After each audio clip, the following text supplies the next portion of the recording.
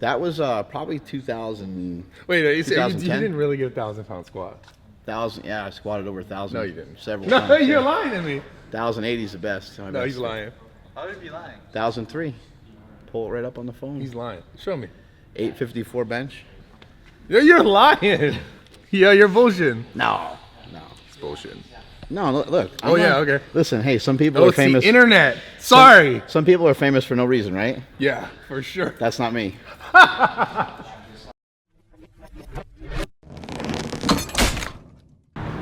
All right, here we are outside the zoo, Bradley Martyn's new gym.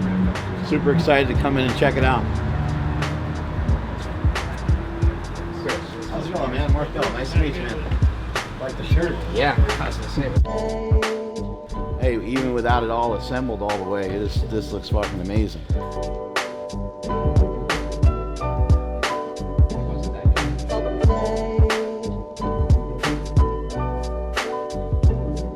Look what we have here. The old pack deck.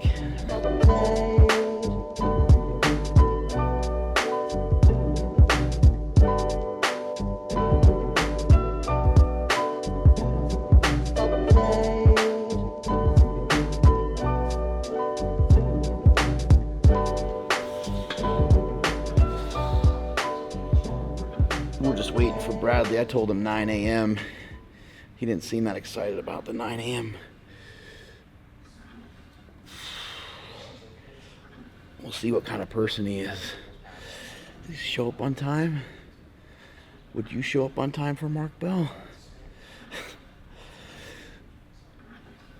So yeah, I'm checking through my phone here, and although I haven't, to be fair, I haven't texted Bradley, but we are 25 minutes past our scheduled meeting time. Apparently he doesn't do mornings. He's a millennial, so makes sense, I guess. But yeah, I got a text from Joe Rogan right there, and a text from Jed Wiederstrom, and let's see, who else we got? Who else responded back to me?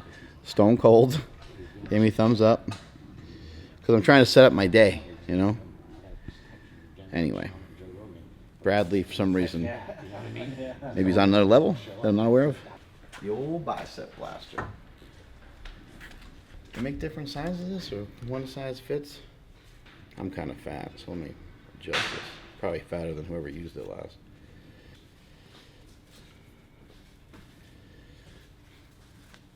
Start cleaning the floors in a little bit here. All right, there we go. We'll keep it light. Keep it light, keep it stable. Ah, there we go. Keeps you nice and strict. Tears the elbows in half. Bradley's not here, so I'm just gonna fucking work out without him.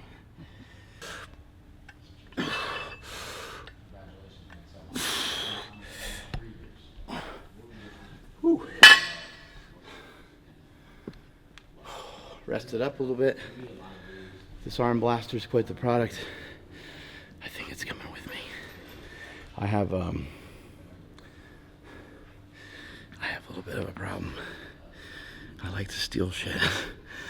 I stole a Slingshot from Jesse Burdick. I stole a rabbit from fucking LAX. And this thing's coming with me. It's gonna end up in my bag. He's here! What's up, Bradley? I'm trying to get that pump.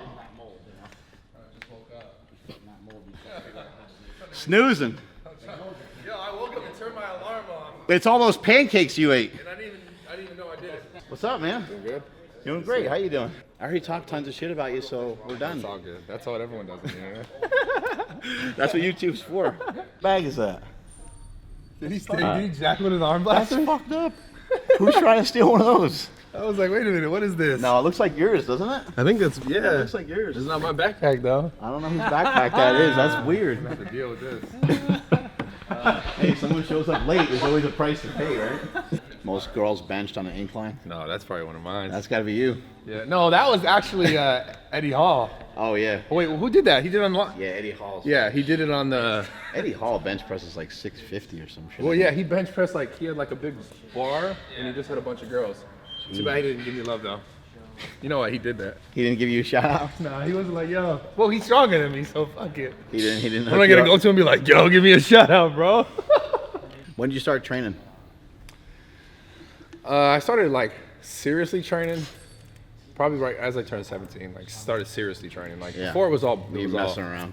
Bullshit. Like I bench curl stuff, football training. Since I was a kid, like Pee Wee, Pop Warner, all that stuff like throughout. But like, were you fat, skinny? Skinny, super skinny. But like And seriously you're 6, training. what, 2, 3? About 6'3". How tall are you? Why am I so short?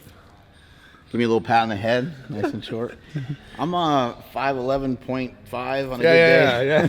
There's some shoes on it, like an extra inch. It's just all the squats, you know. It's kind of got me like this. 1,000-pound squats push you down quite a bit. 1,000 pounds.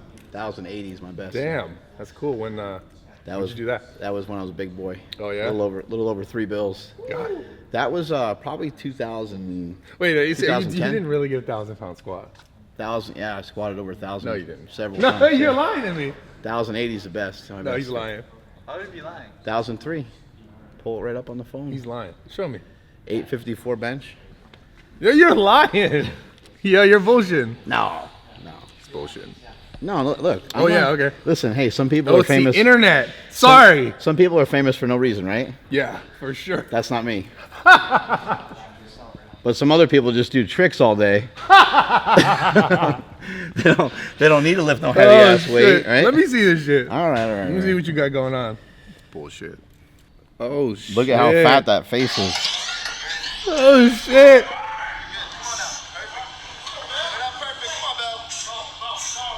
I think it's like 2008 or something. I was fucking with you, by the way. Because you were fat as shit. Pretty fat. Hey. You were strong as shit. That's the sacrifice, man. Fat is safe. Now, what did that feel like? Like feels 10 like girls? It feels like your bones are gonna snap. There you go. It's true. This is real life. It really, Yeah. It really happened. I was giving you shit. It's funny though. You're the worst.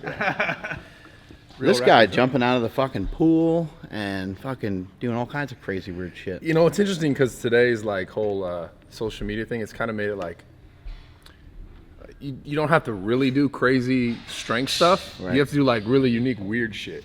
Because like I'm like, damn, that's amazing to me. Right. And But no one cares. Yeah. No one actually cares. Show us around the spot a little bit here. Okay, so well, let's start over here. Yeah. Start over here. Front. Take it from the top. Let's back way the fuck up. And Okay. when did you first have an idea to even have a gym? Period. Oh man. That was probably when I was like 16 or years old, something, 15, yeah. 16, right when I first started. Yeah. Because I remember being in the gym being like, because before the gym, I didn't really have a place where I was like, I really like this. Like I liked the way it felt. I liked the way I felt there. And it was kind of like a thing where I was like, I would love to have this forever, I guess as a kid. And then as I started working out more and more, and I started thinking about like life and what I wanted to do with my life, I was like, I would love to have a gym because it made me happy, period. Right. Like, and I was happy when I was there. Were you the dude that would sneak into the gym? Did you have a membership? Were you a fugitive? Oh, for sure. I've snuck into so many gyms. Yeah, same So here. I was trying to sneak into my gym. It'll be kind of okay. But I'll probably get you. To me, though, the gym was just a place that always felt good. And I remember being younger and I did two things a lot. I played video games and I worked out. So that's when it started, like my love, because it was an escape for me. I grew up without a father. I had a stepdad, but my father took his life when I was 6. And I guess kind of, not necessarily from that moment forward, but it just made me realize sooner rather than later that like life is short, and life can end. So it made me think about what I wanted to do with my life. So starting young, I was always like, oh, I would love to have this because it made me the happiest. And that was always we seem so different. My brother died years ago, and it was a pivot point in my life as well, and I own a gym, so it's like we're total opposite. No, the gyms we're similar though. Gyms make you happy, man. Yeah, the gym was always a spot for me too. It was this thing that I always felt like I could like release stress, so I could just feel better, right? You know, a lot of other people just they have other ways of dealing with whatever. Like maybe you meditate, or hopefully you don't take drugs or whatever. But I mean, it depends what kind of drugs. But growing up without a dad, was that something that drives you today, or something that drove you when you were younger, or? Oh, absolutely. I think.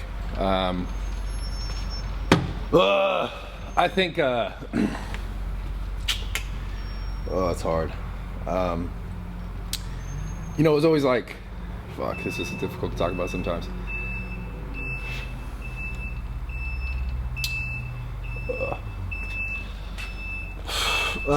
So for certain, when it came to like heavy lifts, that was always the thing that like I would replay that in my mind, right. And it would be an aggression thing. And as I got older, sorry, bear with me. I'm bearing with you, buddy. It's all good. As I got dealt with a lot older, of death myself, so yeah. As I got older, it became like a thing that I realized when I started, like, I guess kind of sharing it on the internet or talking to other people about it, even before the internet. It became a thing that I realized I enjoyed so much, trying to like help other people go through whatever they're going through. Because right. something like that, I'm not saying it's the worst thing in the world, because it's not. There's some, I know people who didn't have a mother or a father. Yeah. The worst case they're scenario. hooked on drugs, and there's so much more than born. just that. Yeah. So I'm not saying, hey, my situation was the worst thing ever, but it was something that I was able to like relate to people in a way that could be like, give them some sort of hope, just because I was trying to hold hope. So initially it was like an aggression thing, and still like I can go and like I'm gonna hit a heavy deadlift, and I could feel that emotion. Yeah, you can turn it on. You could feel the emotion no matter what. So I guess to you guys out there, if you have something in your life, you got to learn at some point how to use it for good, like to benefit you or the people around you. And that's kind of where it started. And as I got to this whole like social media thing, when I started kind of sharing it with people, then I got such a good response of like people saying, because everyone's gone through shit. Like everyone's dealing with things. So they're like, oh, this happened to me, like this, or just some different variation of it. And the fact that you're able to be positive and be happy and like chase your dreams, chase your goals, that inspires me, and I want to do the same. What does the motivation feel like when you kind of think of that? Like, are you mad and frustrated that you grew up without a dad, or is it just, I grew up like with the odds stacked against me a little bit, or something like that? Or yeah, I mean, I remember being a kid, and it was the why me idea. Right. It was like, why the fuck did this happen to me? Because I had friends, or I had other people in my life who had a father, had a family, and their shit looked like perfect. Even though I know nothing's perfect, like even well, you realize when you're older that absolutely, because even if both parents are there, that maybe they fight, there's so much more that goes on than you always see, like in every situation. But for sure, it was like a why me, like why this have to happen to me? And I've learned that like over time, like you can't adopt that mentality. That the period is like everyone has that thought. Everyone has that thing of like, why me? Everyone feels like that in some way. Well, people look at you and you're really well built, you're fucking jacked and everything, and they're gonna think things are coming really easy, But no one can be in your position without the circumstances that have happened to you. You know what I mean? Like no one else could be in your spot. No one else can do exactly what you're doing. And you have this gym, and you have a lot of momentum. You have different brands going at the same time, and there's a huge reason for it. Yeah. It's because you were prepared, you were designed for these moments that are coming up. And it's only going to get bigger and better. But you were prepared for them at fucking 6 years old. Yeah. You've been preparing that long, so other people are like, I want to do what Bradley's doing. I'm going to sell a shirt. I'm going to sell a hat. I'm going to have supplements. It's like, it doesn't work that way. You can't just jump on the train now. Yeah. You got to start when you're young. Put the work in. I mean, that was the thing too that I realized when my father passed. I talked about this before. Was I realized that life was short and it can end, and it made me really be like, okay, what do I want to do? What do I want to get done? And I think people get to that point a lot later in their life. Most people. I don't know, because I mean, I think anyone could get to that point sooner or later, but I think people, until you realize like it's gonna end, we're all gonna end up in that same spot. Yeah. It almost makes you feel like, oh, this is real. Like I should get these things done instead of like, let me wait till tomorrow. Let me wait till tomorrow. I was 35. You figured this out at 35. At 35. Yeah. So you guys know, it's like whether I figured it out here or there, it's like it's different for everybody. So at 35, then you changed everything. When my brother passed, it was like, all right, think. And so I started to think, and I'm like, I had that idea for that product, but everybody shot me down. I had the idea for the Slingshot. Yeah. I went to a bunch of different companies. Oh no. No. You're stupid. That company's one of them, and a bunch of other ones, and they're like, I don't see them. I don't understand what you're talking about. Yeah. And so I was like, well, no one understands what I'm talking about, and they keep telling me it's a bad idea. Maybe it is a bad idea. So a lot of self-doubt started coming in. And from that point, I started trying to think about it more. And finally, I just said, you know what? My wife can't help me with this. My kids can't help me with this. My parents can't help me with this. My fucking brother can't help me with this. I need to fucking do it myself. I need to make this product. I know that this product's awesome because I thought about it every single fucking day until I actually made it. And then once I made it, it was kind of like off to the races from there. That's fucking dope, man. Without a doubt. That's the craziest thing is like the fact that you realize, and that's what I've realized even more and more so in the last couple years of my life is like, if you want to do something, like stop looking around at other people to get it done for you. Yeah. Like, I'm not saying that's what you did, but you got to that point where you were like, you're right. I just have to do this. No, I've been in that situation where I have kind of expected people to do stuff for me. Yeah, and I have too. Yeah. And the thing is, like, the minute you realize that, like, you just have to start doing it for yourself, then you start to be like, you'll start to see more of like that upswing. You'll start to feel more of like, right. I feel it's going the right direction, because you can't expect anyone to want what you want as bad as you want it. It's never going to be that way. Like, understand that. So once you realize that and you start going towards like what makes you happy and where you really want to go, like what you did and how I feel like I'm going, I mean, look, you're killing it. Yeah, it's going really well. Show me around this fucking place. Yeah, okay. Get out with this sappy shit over here. Like, I almost cried and shit. So I wanted to make a place that I don't know, just had this like a different feel to it. So we went with like, this is all custom made desks, like custom like. Dude, I want to work right here, man. I want to tell people, get the fuck out of here. You don't have a membership, you fucking bum. So we just did it so it would feel like, I don't know, kind of homey, but still like sleek and sexy. Yeah. You know? So we're gonna put a couch in here, and I kind of talked about a little bit about earlier about like the two things I loved and always wanted to do. Casting couch? No, I mean, It could turn into one here in LA. You never know. I mean, everyone comes from Pornhub to YouTube, anyways. Yeah. Let's call it what it is. No, they keep going apparently. So, From anyways, Pornhub to YouTube. You haven't I heard like those that. comments? I like that. I have the comments are like, I just left Pornhub, I'm still jerking it, and they're like, I haven't stopped. Oh, that's terrible. You know. So, anyways, we're gonna put a couch in here. We got the game system set up because I personally love video games, and I love because people always doubt me. They always think I'm not gonna beat them, and then and then they're like, "What's going on? I thought I was the man." What's your jam? What's your game? All shooters. So like anything, like Halo, Call of Duty, all that. Destiny, I play all that. So I'll play all that stuff here. I bought an Xbox and a PlayStation in there. And yeah, I just wanted to make it just feel like, because I used to go to the gyms, like 24 Hour Fitness when I was 17. And I literally would spend the entire day there. Like get there early in the morning, pre-workout, workout, go to like a little food place down the street, come back, hang out, talk to some of the trainers who are my friends, and then work out like in another few hours with another group of friends. Right. And I just loved it. So I was like, I wanted to create a place where kids, like, and it's so weird that I'm 28 years old now, I feel like shit. But younger guys, because I'm still a kid, right? You're still a big ass kid. Oh yeah, no doubt. But younger guys can come in, or younger people can come in and feel like they just feel good in here and they want to be here. Because I love that feeling of like, I just wanted to be here all the time in the gym, right? So I want to create that same environment here so people just feel like at home. So I guess this thing's monstrous, by the way. Yeah, that's why we did it. 7-foot It's for like very like tall, large people. And the best part about that, honestly, that I was like, oh, this is perfect, because when I go to regular gyms and I'm doing like cable crossovers, I always get it bottoms out. Oh, so when I'm yeah. all like this, it's like, Because your arms are fucking like yeah, but this one, so you can get a really good stretch. Right. So, and it just looks extra and it's cool. And another thing we did at this gym that I really was like, I just wanted to, my whole goal is to have everything that I ever wanted, like a wish list that we basically made, and was like, instead of like it just being a wish list, I'm just gonna buy it. We got everything, like just Keep moving, let's keep moving. Yeah, I mean, just, you know, for sure shocked how like total, because I knew back in the day, I was like, oh, you could open a gym for like $50,000, $80,000, like a smaller gym. CrossFit gyms are relatively cheap because they don't really have a lot of equipment. It's just mainly just weight, barbell, and like they're low key. So, but this has bodybuilding shit in it, so it's way more expensive. And because the weight of the stuff, customizing the stuff, like the paints, all that, it's just, I mean, I'll put it this way, I spent more than $300,000 on it. Damn. On the equipment. That's awesome. So, but it was something that is like I said over there, this is everything I've ever loved. For me to invest that money, at first it's scary because I've never done it, but now I'm like, this is the best thing I've ever done. Once I see this here, this is the best decision I ever made. Yeah. And whatever happens, and I'm happy no matter what, and I'll make it work. That's always just my mentality. I'm gonna make it work. Yeah, this is a nice bench. Yeah, competition bench. I mean, you know what it is. Yeah. They're sick. We got all these fancy competition plates. Another thing you obviously know about. Yep.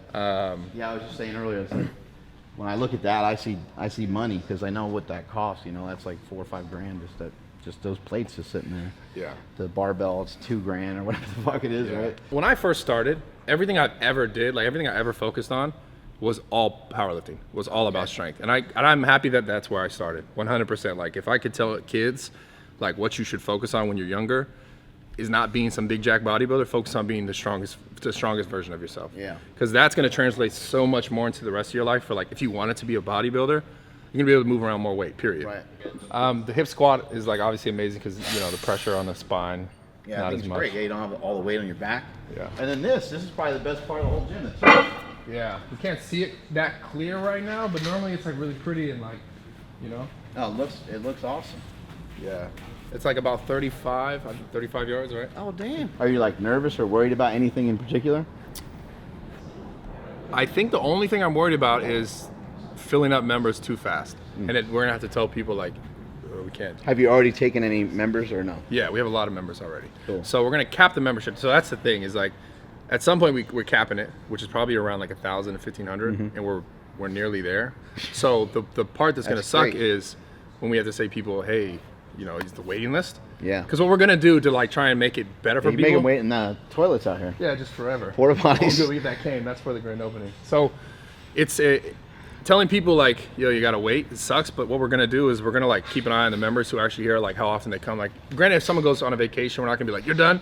But if someone doesn't come for like 2-3 months, we're probably gonna be like, hey, give them some sort of like, you're not coming, and then be like, because there's other people who want to be a part of it, because that's the whole point of like, I wanted to create a gym where it's like, it wasn't just about like the 24s. They're like, come in, let's just collect EFT. We don't give a fuck if you ever show up. We don't care. You want people to get in shape. Yeah, well, I want people to like really to value it, to want to be in here, to want to change their lives. Otherwise, like, we don't want to take your money. We don't want to waste your time. What do you think the biggest like misconception or biggest misunderstanding of Bradley Martyn is?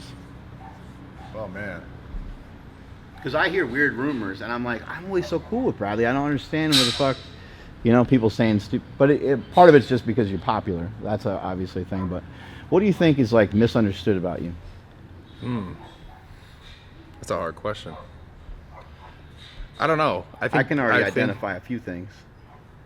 What I I'm identifying with the most, and the reason why I'm here is because you're extremely passionate and you're extremely real.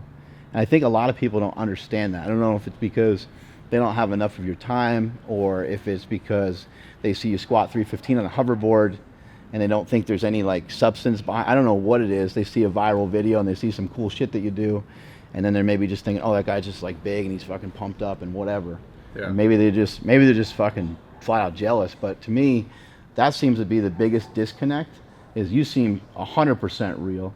You seem really passionate, all the way to the point where, when you were talking about like turning away members because the gym might fill up to, like, that's your greatest fear. Yeah. Like, I want everybody to be part of this gym.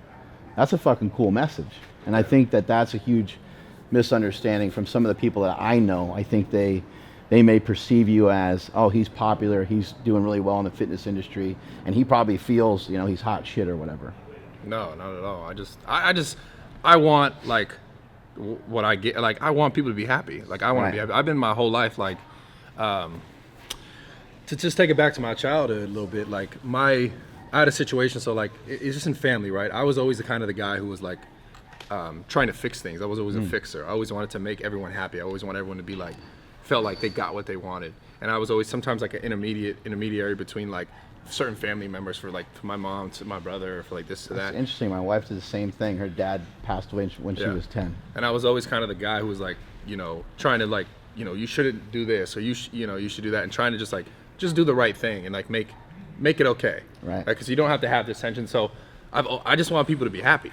And I know like all the things that are wrong like in the fitness industry, because I've been around it so long enough, especially in like big franchise gyms and all this stuff where it's just, they literally just want you to come in and hope you don't show up, honestly. Right. Like, because they don't have to do the wear and tear and pay for the stuff. So I see all these things and I'm like, it doesn't even have to be that way. Like, I could still be a profitable business and give people everything that they should have in the way that they should feel, without trying to like, let me get over on them, get a couple extra bucks and do this. Like, and that goes for everything. Like in this industry, like I've seen so much bullshit. People just make up bullshit. So It's period. Like, people literally just make up lies for their own benefit. Right.